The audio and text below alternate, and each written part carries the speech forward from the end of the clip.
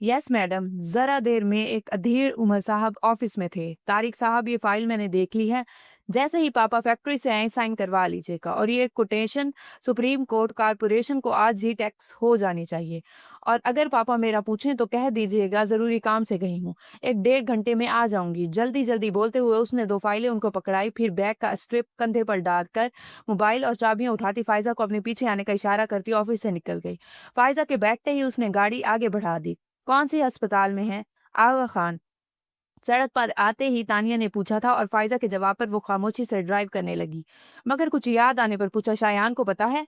Uncle को heart attack हफ्ते की रात को हुआ था और शान हर वीक एंड पर कराची आता है। अंकल को अस्पताल भी वही लेकर गया था। तानिया ने हैरत से उसे देखा। शायान हर वीकेंड पर कराची आता है?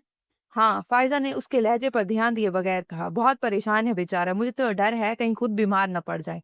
अंकल से मोहब्बत भी तो बहुत करता है। परसों रात से हॉस्पिटल में है, एक पल के लिए नहीं सोया, न खाने पीने का कुछ होश है।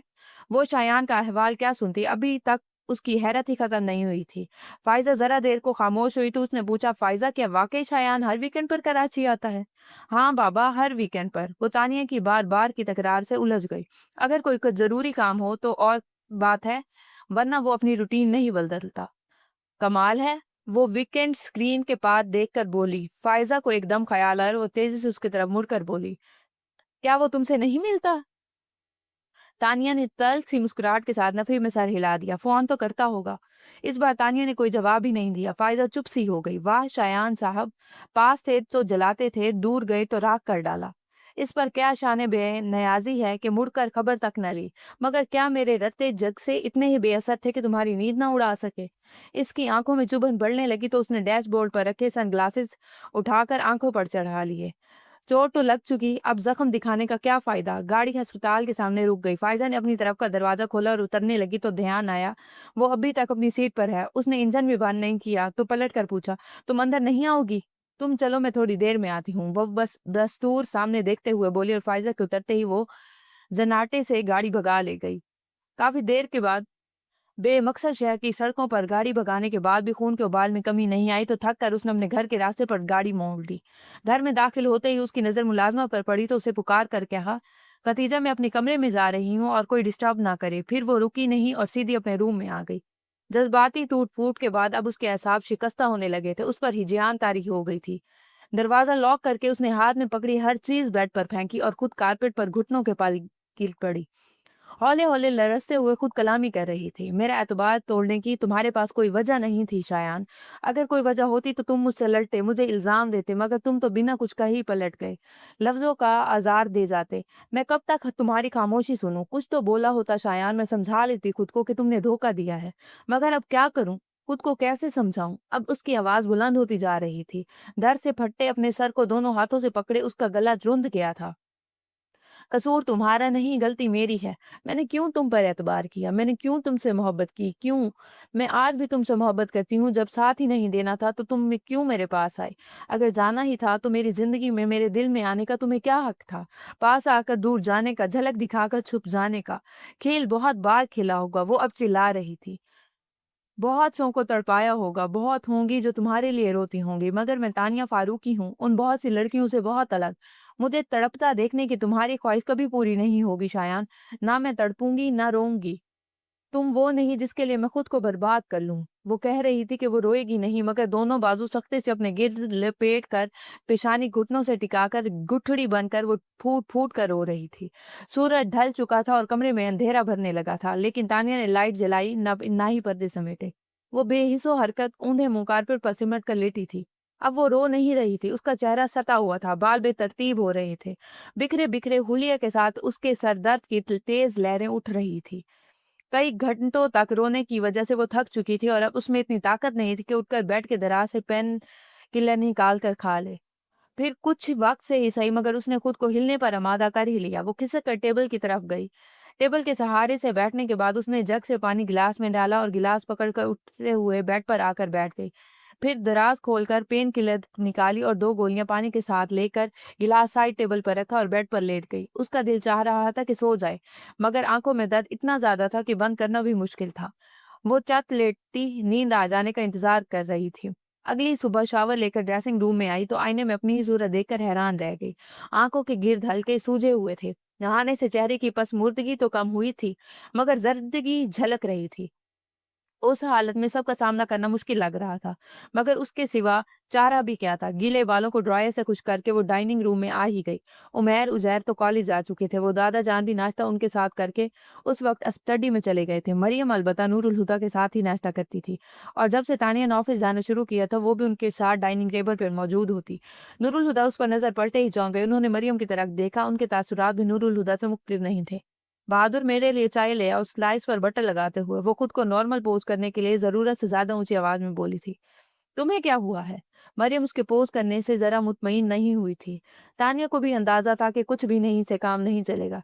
उसने चाय का कप उठाया जिसे अभी अभी बहादुर छोड़ गया था और सेब लेकर बोली, अब तो ठीक हूँ, मगर तबीयत खराब हो गई थी इसलिए ऑफिस से जल्दी उठना पड़ा। फिर जो टैबलेट लेकर सोई हूँ तो 1 घंटा पहले ही आँख खुली है। उसने गैर महसूस अंदाज में कुल सारा दिन कमरा नशीन रहने की भी वजाहत कर दी। मुझे अभी भी तुम ठीक नहीं लग रही हो, तुम्हें डॉक्टर के पास जाना चाहिए।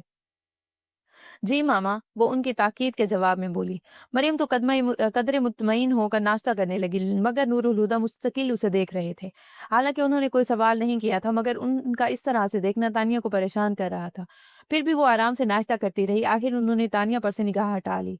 मेरा ख्याल है तुम आज ऑफिस मत जाओ, घर पर ही रहकर काम करो। मैं भी यही सोच रही हूँ, उसने कब में झाँकते हुए कहा। नूरुल हुदा अपनी जगह से उठे और उसके पास आकर उसका चेहरा अपने हाथों में लेकर अपनी तरफ किया। तुम्हें तकलीफ में देखकर मुझे बहुत तकलीफ होती है, मगर इस वक्त तकलीफ और ज्यादा हो गई जब तुम अपनी तकलीफ मुझसे छुपाओगी। तानिया उनके चेहरे पर वही खोया हुआ तासिर नजर आया जो अक्सर तानिया को देखने हुए उभर आता था। वो झुके और उसके माथे को चूम लिया। उनकी चौड़ी पुश्त को देखते हुए तानिया हैरान हो रही थी। ना उसने कुछ कहा, ना पाया, ना कुछ पूछा। उन्हें फिर शक कैसे हुआ कि वो कुछ छुपा रही है। फिर वो उठकर अपने कमरे में आ गई, और जब यकीन हो गया कि नूरुल हुदा चले गए तो लाउंज में आकर वक्त गुजारी के लिए टीवी ऑन करके बैठ गई। मरियम कहीं जाने की तैयारी में लाउंज से होकर गुजरी। तानिया ने दूर से ही उन्हें बाय कहा। मुस्कुराकर उसकी तरफ देखते हुए उन्होंने दरवाजा खोला। फिर कुछ सोती नजरों से गिलास वाली के दूसरी तरफ तानिया को देखकर उन्होंने दरवाजा बंद किया और लाउंज में आ गई। ला कुछ खास प्रोग्राम देख रही हो? नहीं, फौरन सीधा होकर उसने टीवी की आवाज कम कर दी। तुमसे बात करना चाह रही थी, वो सोफे पर उसके साथ बैठते बोली। कहीं मोहम्मद अनगोश हुई। बात तो कोई नहीं है, पर अरूसा का इसरार बढ़ता जा रहा है। हालांकि मैं बहुत वाज़ेह अंदाज में उससे कह चुकी हूँ कि तुम अभी शादी के लिए तैयार नहीं हो, मगर वो कहती हैं शादी ना सही मंगनी तो की जा सकती है। और सच पूछो तो मुझे भी इसकी बात पसंद आई है। फिलहाल मंगनी कर देती हैं, फिर जब तुम जिम्मेदारी उठाने को तैयार हो जाओ तो शादी कर देंगे। और क्या पता एक बार अंसर के साथ रिश्ते में बांधकर शादी का फैसला तुम्हारे लिए ज्यादा आसान हो जाए। फिर उसे चुप देखकर बोली, चुप क्यों हो, कुछ तो बोलो। क्या बोलूं मामा? वो हंसी। पुलसिरात पर ठहरूं या हट जाऊं? कुछ हासिल नहीं होगा, पर शायद कुछ गंवाना भी ना पड़े। लेकिन अगर गुजर जाऊं तो सब गंवा दूंगी, मगर शायद तब भी मेरे हाथ खाली नहीं रहेंगे। बिन मांगे ही सही, लेकिन जिंदगी कुछ अता तो करेगी, पर नफा किस में है और नुकसान कहाँ? हिसाब करूंगी तो ही पता चलेगा। क्या कह रही हो? वो खाक भी न समझी। तानिया उन्हें देखकर मुस्कुराई। आप चाहती हैं ना मैं शादी कर लूं? हाँ, मैं सोच कर जवाब दूंगी। पत्थर में जूं तो लगी। उसकी बात पर मरियम निहाल हो गई। बस अब चाहे तुम कुछ भी जवाब दो, मेरे लिए तो ये बहुत है कि तुम शादी के बारे में सोचने को तैयार हो गई हो। तानिया उन्हें खुश देखकर शर्मिंदा हो गई। अपनी खुशियों के बारे में सोचते हुए वो उनकी खुशियों से कितना दूर हो गई थी। जाने से पहले कितनी ही देर तक वो उसे खुद से लिपटा कर प्यार करती रही। उसने कह तो दिया कि सोचेगी, फिर कुछ सोचने की कोशिश में वो कुछ भी सोच नहीं पा रही थी। कितना वक्त गुजर गया, उसे कुछ एहसास भी नहीं था। किसी ने उसके हाथ पर हाथ रखा तो वो चूक कर मुड़ी और अपने बराबर बैठे उमैर को देखकर एक बार फिर चौंकना पड़ा। वो यूनिफॉर्म बदल चुका था, जिसका मतलब था उसे काली से आए हुए काफी देर हो चुकी थी। तानिया को यकीन नहीं हुआ, वो पिछले 3-4 घंटों से बस एक ही हालत में बैठी थी। बैठे बिठाए खो जाने की आदत या दादा जान की है या फिर पापा की है? आपने ये आदत कब से बना ली? इतनी देर से आपको आवाज दे रहा हूँ, मगर आप कुछ सुनती ही नहीं। वो मैं कुछ सोच रही थी, वो उठते हुए बोली। उजैर कहाँ है? डाइनिंग टेबल पर आपका इंतजार कर रहा है और दादा जान भी वही हैं। चलो फिर। वो डाइनिंग रूम में आ गई। उसे भूख नहीं थी, पर सबका साथ देने को उसने थोड़े से चावल प्लेट में निकाल लिए। आप ही सुबह बता दिया होता आप छुट्टी करने वाली हैं, मैं भी कॉलेज नहीं जाता। बहुत अच्छा किया मैंने जो सुबह नहीं बताया, वरना बेकार कॉलेज बंक करते। वो जहर के तासुब से बोलने पर उमैर हंसा। यूं भी उसके साथ पूरा दिन बिताना आसान नहीं, वो तो मेरी ही हिम्मत है जो उसे झेल लेता हूँ। दादा जान, तानिया और उमैर हंसने लगे तो वो मुंह बनाकर शिकायती अंदाज में बोला, तुम दोनों क्यों हर वक्त उसे छेड़ते रहते हो? उसकी दादरसी में दादा जान जरा रोब से बोले तो उमैर झट से बोला, हमें छेड़ने की क्या जरूरत है, ये पैदाइशी छिड़ा हुआ है। और फिर तानिया के साथ मिलकर हंसने लगा। बात सही थी, इसलिए अजहर फारूकी भी मुस्कुराए तो उजैर बेचारा और रोहान सा हो गया। रोते नहीं बेटा, तुम उन नामाकुलों को छोड़ो और खाना खाओ। उन्होंने उसे पिचकाते हुए निवाला उसके मुंह में रखा तो वो सचमुच बहल कर खाना खाने लगा। देखो तुम तो तीनों में एक उजैर ही है जो सीधा और मासूम है, और तुम दोनों हर वक्त उसकी मासूमियत का मजाक उड़ाते हो।